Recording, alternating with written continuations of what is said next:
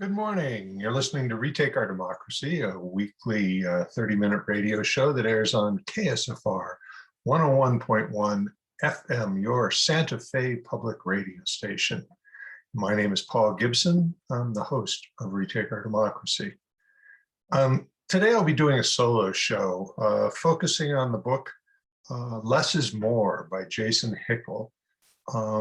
Indeed, I may well be doing a three-part series on this. I think so much of the book. I also want to remind you that this is KSFR is conducting what they call a silent pledge week month for the whole month of May.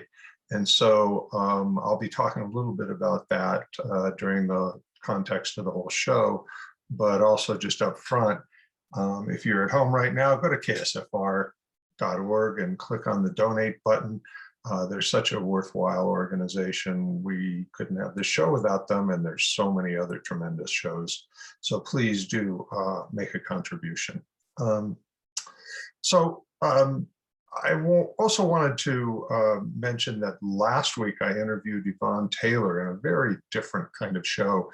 Yvonne is the co-founder and vice president for Gas-Free Seneca and Seneca Lake Guardian. That's a Waterkeeper Alliance member.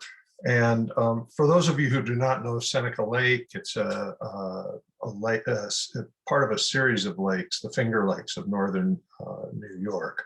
Which is a big deal vacation venue and wine region. And the Bitcoin industry that has erupted has a facility that is consuming vast amounts of water from Lake Seneca. We talked a good deal about what Bitcoin is. I was confused. And how and why it's got such a negative impact on the environment. So that was an interesting show. If you want to listen to that and this show, you can always find it at at retakeourdemocracy.org.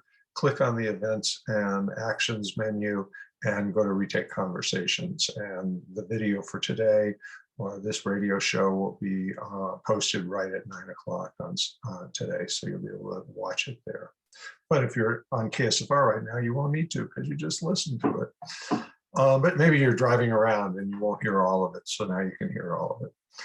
But before I get started with Less or More, I also want to remind our listeners that last week, or the week prior to working with Yvonne Taylor, I did another solo show where I sort of laid out Retake's new direction in forming a 501c3, Rethink Our Democracy. If you want to find out more about that, that would probably be a good place to start. And also we have a Rethink page now on the website. So if you go to retakeourdemocracy.org and click on Rethink, you'll find a document that describes our scope of work and what we're planning to do. You'll find videotapes of the first two huddles we've had with people who are helping, volunteers who are helping us get it started. And you'll find descriptions of the roles and responsibilities people can play as of right now with Rethink unfolding. So check it out.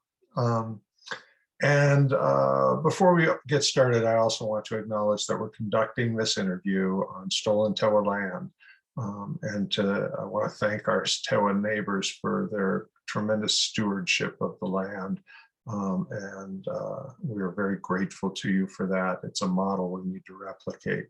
And as you will hear now in this show, there is a good deal to learn from the Tewa people and the other indigenous peoples. Less is more is more or less an examination of how we've gone wrong. And yeah. So what I'm going to do now that we're starting that deep dive into Less is More, what I'm going to do is basically read a series of passages and comments in between that will outline why I think this is such an important book. It's such an important book, I might add, that we are having a book club discussion on June 8th And so if you, and that's going to be on Zoom, and there's a link on the Rethink page and in the Actions and Events page to sign up and register for that discussion. And after hearing today, I hope you're motivated too. So let's start with, there was an introduction or a preface written by Kofi Mauli Clue and Rupert Reed, two of the leaders of the Extinction Rebellion. And they, in the preface, commented on the book. And I wanted to start our conversation by how they contextualize Hickel's work. And I quote, "The coronavirus crisis made it evident that if governments are determined enough and driven enough by circumstances and by the will of their peoples, then they can do things that they have been calling impossible for years. A citizen's income, debt cancellation, wealth taxes, nationalizations were necessary, you name it."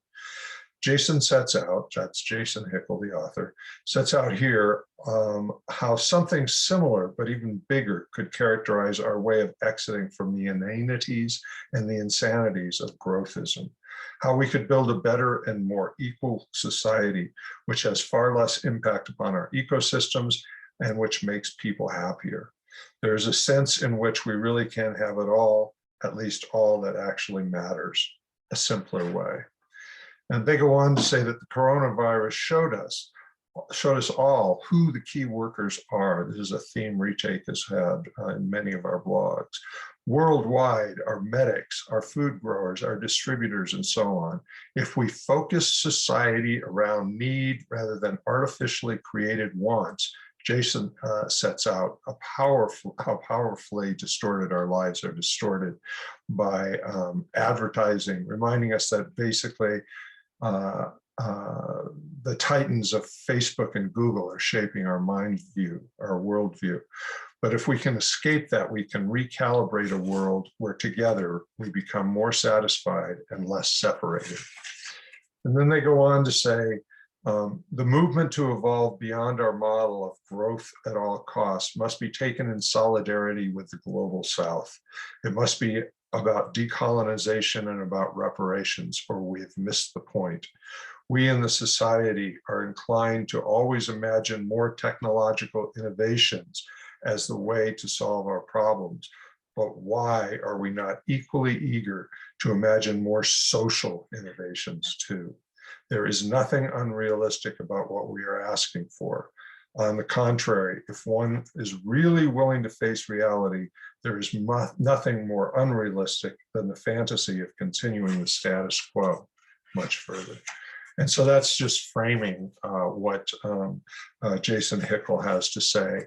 And I think it's just really puts things in context in a nice way, the preface does. Basically, what the whole book is about is how capitalism is fed by growth. Without growth, economic growth, continued economic growth, it will just simply die. And but growth is something we can no longer sustain given our ecological situation and the looming climate crisis. And so in some respects, this is very much the theme of Naomi Klein's book, This Changes Everything. It was that, we have to change substantially. We don't have any choice but to change. And if we do so, we have to do so in solidarity with the global South.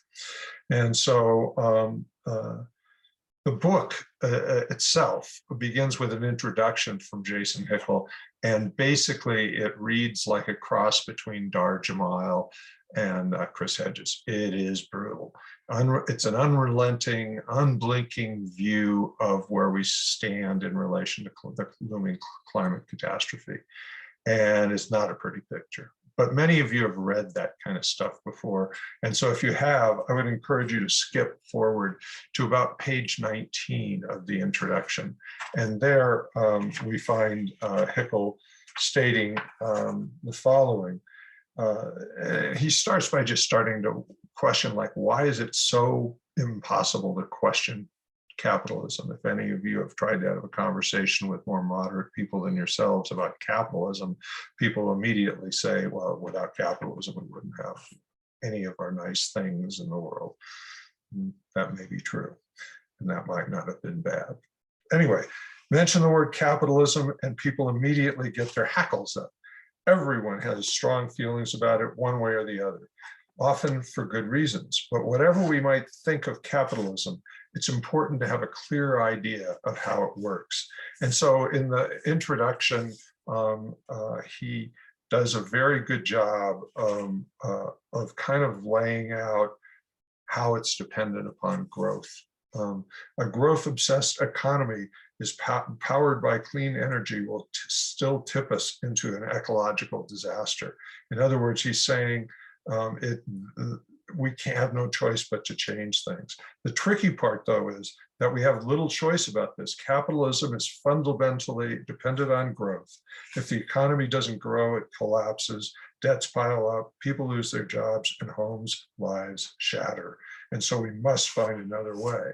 And he does point out that technology is absolutely essential in the fight against an ecological breakdown. We need all the efficiency improvements we can get. But scientists are also clear that that will not be enough on their own to fix the problem. Why? Because in a growth-oriented economy, efficiency improvements that could help us reduce our impact are harnessed instead to advance the objective of growth. To pull ever larger swathes of nature into circuits of extraction and production. It's not our technology that's the problem, it's our growth. And so he goes on to say, so why is it that when it comes to our economic system, we have so readily swallowed the line that capitalism is the only possible option, and we shouldn't even think about creating something better? And he wonders, why are we so wedded to the dusty dogmas of this old 16th century model to the point of dragging it doggedly into a future for which it is manifestly unfit? Remember, his abiding premise is that capitalism relies on growth, and growth will destroy the planet. And so ipso facto, we have to find another path other than capitalism.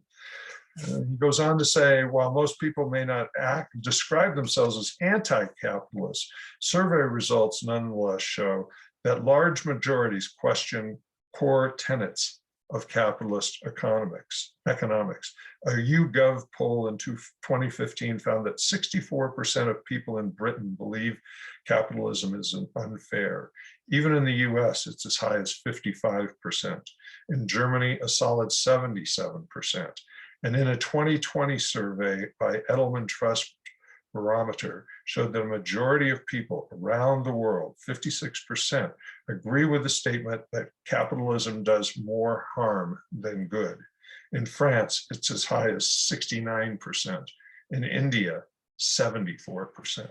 So there is a sense out there among people that this is not working for us and we need to find another way. And one of the fascinating things about Hickel's book, and we won't get into the models and the ways in which a post-capitalist world could be shaped and the policies that could govern that reshaping. But today we're going to really just be laying out the context and how capitalism evolved, how it was created. There's some real fallacies about that. And we're going to get into that right now. But first, I need to remind our listeners that throughout May, we are having a different kind of pledge drive for KSFR. KSFR is Northern New Mexico's media gem, offering tremendous interviews on culture, politics, the environment, and policy. They also provide a wide array of music to soothe your COVID nerves. And while there are no commercials on KSFR, there are costs and bills to be paid. There's staff, there's equipment, there's a facility. So if you could please make a donation today, you can do so in two ways. You can go to ksfr.org and click on the donate button, or you can call KSFR at 505-510-5737. That's 505-510-5737. Make a donation, and if you do so by leaving a message, let them know you're doing so because you heard it on ksfr.org at Retake Our Democracy. So let's get back to less is more. And so one of the things he points out is that the growth that we've experienced really hasn't benefited much of anybody but the rich. And so he comments, it's not growth that matters, it's how income and resources are redistributed. And right now they are very distributed very, very unequally. Consider this, over the past 40 years, 28% of all new income from global GDP growth has gone to the richest 1%, all of whom are millionaires and billionaires. This is astonishing when you think about it. It means nearly a third of all labor we've rendered, all the resources we've extracted, and all the CO2 we've emitted over the past half century has been done to make rich people richer. The only feasible way to reverse ecological breakdown and keep global warming under 1.5% centigrade or even 2% centigrade is for high income countries to actively slow down the mad pace of extraction, production, and waste. And so, he goes on to say that what he's calling for, he says, what I'm calling for here is something completely different.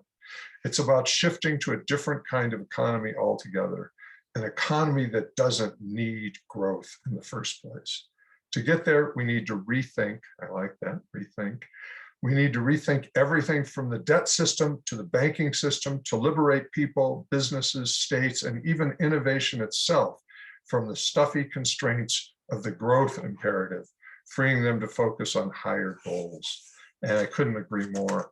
And as he goes on, he talks about how the relationship man has had over 97% of man's inhabitants of the earth has been what's called animism. It's been a harmonious view of man being kin to the world around them. And so while they would extract resources, they would kill animals, they would cut down trees. They did so both respectfully and with a sense of reciprocity. And he says, and one of Haeckel's main points is that we have sort of lost that. And so he says that if you start from the premise that all beings are the moral equivalent of persons, then you cannot simply take from them. To exploit nature as a resource for the sake of human enrichment is morally reprehensible, similar to slavery or even to cannibalism. Instead, you have to enter into a relationship of reciprocity in the spirit of the gift. You have to give at least as much as you receive. And he goes on to talk about how capitalism is fundamentally opposed to that, because their entire premise is that what capitalism is about extracting and profiting from resources and profiting from people. And that is not a kinship relationship. And so he goes on to say that and this is very interesting because we all learned very differently than this about how capitalism emerged. Most of us in high school and maybe even in college learned that capitalism evolved out of feudalism and sort of rescued workers who were basically enslaved to the land and brought them into a working situation where they were called free people, free workers. And Haeckel really disputes that. He points out that in, quote, in the early 1300s, commoners across Europe began rebelling against the feudal system. They refused to submit to unpaid labor. They rejected the taxes and tithes extracted by nobles and the church, and they began demanding direct control over the land they tilled. And there were innumerable rebellions over the next 50 years. But in the wake of, and then there was also the Black Death, the bubonic plague that struck in 1347. And this killed a third of people living in Europe. So it vastly reduced the workforce. And because of that, workers were in demand. And because they were in demand, well, they kind of figured out they had a little bit of power. So back to Haeckel. But in the wake of this disaster, the Black Death, something unexpected happened because labor was scarce and land abundant. Suddenly, peasants and workers had more bargaining power. They were able to demand lower rents for land and higher wages for their labors. Nobles found themselves on the back foot, and the balance of power tilted in commoners' favor for the first time in generations. Commoners began to realize that this was their chance. They had an opportunity to change the very foundations of the social and political order.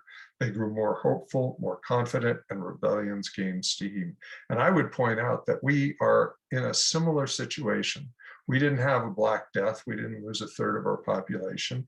And workers are now in great demand as the recession is starting to unrecede. And as we're starting to move into a growth period, which we've got to deal with, of course. But right now, laborers are in demand. We see Amazon offering bonuses to sign and Google to do the same. I saw that McDonald's is raising their wages, all kinds of things like that, because all of a sudden laborers have some power. And so the next thing that they point out, that Hickel points out, is a really important point. As feudalism, there's a quote, as feudalism fell apart, free peasants began to build a clear alternative, an egalitarian cooperative society rooted in the principles of local self-sufficiency. Sounds like what Retake is aiming for. Sounds like what Yucca is aiming for. It sounds like what the Green New Deal is aiming for and the Red Deal. The results of this revolution were astonishing in terms of the welfare of commoners. He's talking about in the 1350s.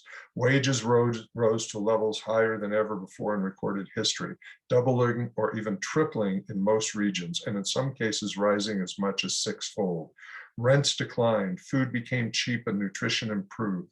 Workers were able to bargain for shorter working hours and weekends off, plus benefits like meals on the jobs and payment for each mile that they had to travel to and from work. Women's wages shot up too, narrowing what under feudalism had been a substantial gender pay gap. Historians have described the period of the 1350 to 1500 as the golden age of the European proletariat. It was a golden age for Europe's ecology as well. The feudal system had been an ecological disaster. Lords put peasants under heavy pressure to extract from the land and forest while giving nothing back. They drove a crisis of deforestation, overgrazing, and gradual decline in soil fertility. But the political movement that emerged after 1350 reversed these trends and inaugurated a period of ecological regeneration. Once they won direct control of the land, free peasants were able to maintain a more reciprocal relationship with nature. They managed pastures and commons collectively through democratic assemblies with careful rules that regulated tillage, grazing, and forest use. Europe's soils began to recover. The forests regrew. If that doesn't sound like a vision for what we need right now, I don't know what does. And that's from 1350. So the egalitarian, returning to Hickel, the egalitarian conditions of post-feudalist society, self-sufficiency, high wages, grassroots democracy, collective management of resources were inimical to the possibility of elite accumulation. Indeed, this is exactly what elites then complained about. And he goes on to point out that they then launched a major rebellion.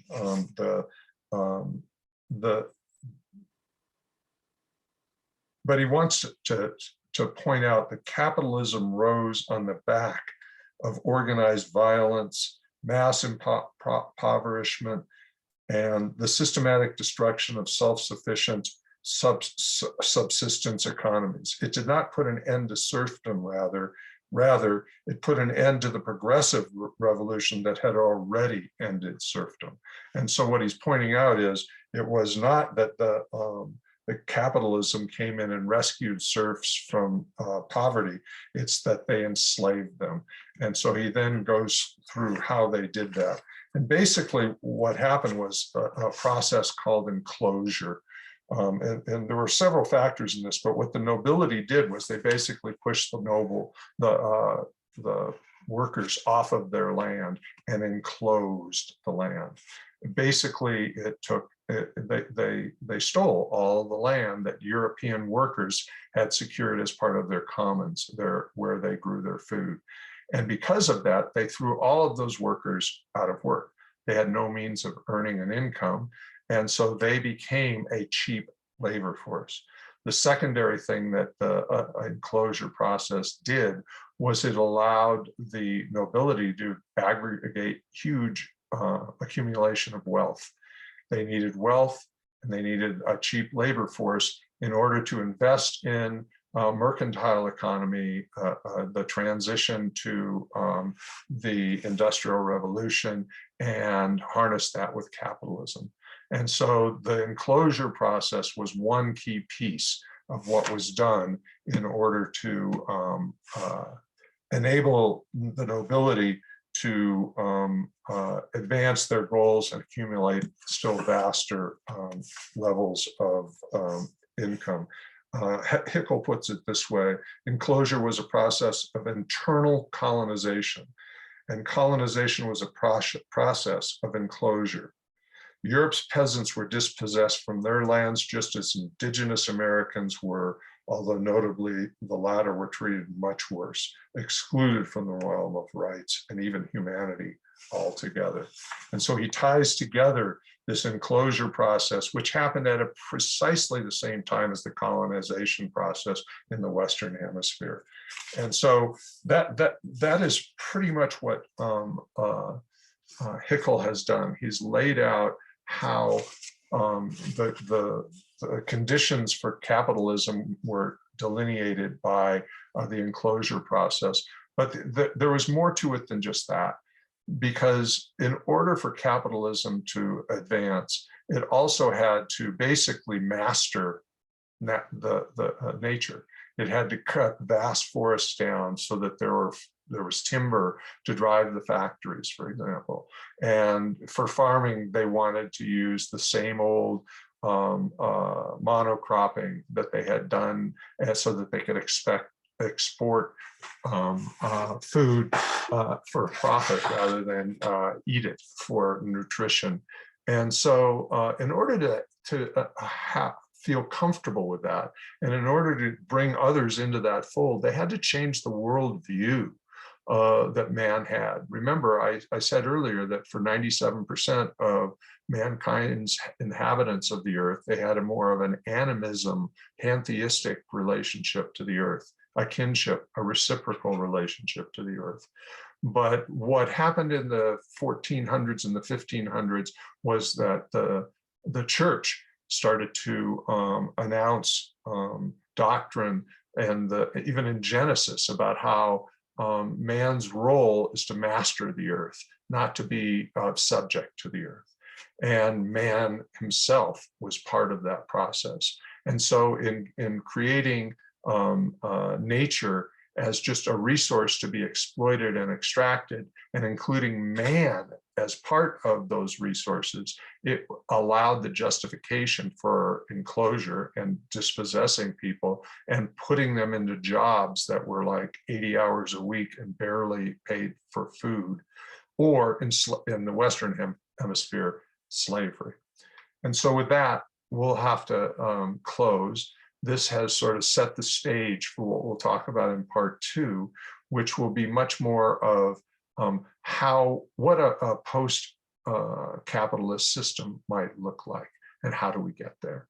And I hope this has motivated you to want to go out and buy Less is More. I will remind you that on June 8th, we will have a book club discussing it, and it may well be a 2-part book club as well. So thank you very much for listening today, and we will be back next week with more of Less is More. Thanks a lot. Stay healthy, stay safe, and most of all, stay active. It's the only way we fix this mess. Bye-bye till next week.